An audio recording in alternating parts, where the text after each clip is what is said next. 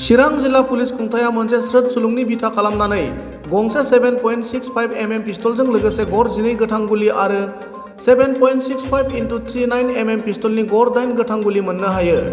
बेजों लोगोसे सासे सुबुंखौ हमनो हायो होनना चिरां जिल्ला पुलिस खुंथाया मिथिहोयो। हमनो मोननाय सुबुंखौ आयेननि गेजेरजों नायबिजिरनानै साजा होनाय जागोन होननानै मिथिहोदों। बेबादिनो नगाव पुलिसनि सेबनायाव साबा दुथां सुबुंखौ गंसे 9 mm पिस्तलजों लोगोसे गरनै गोथां गुलि आरो गंबा मबाइल हमनो हायो। हमजानाय साबा सुबुंखौ नगाव पुलिसा सेबनाय जायो होनना मिथिहोदों। गुबुन फारसेथिं करिमगंज जिल्लानि सिङाव थानाय गिरिजगन्ज पुलिस थानानि आइसिनि दैदेननाय पुलिसनि मोनसे हानजाया सेबनायाव साथाम सुबुंजों लोगोसे गं 6 साबोन केस आरो गं 7 प्लास्टिक कन्टेनाराव लाबोनाय हेर'इन हमनो हायो। हमनो मोननाय हेर'इननि बिबाङा 79 ग्राम होनना मिथिना मोनो।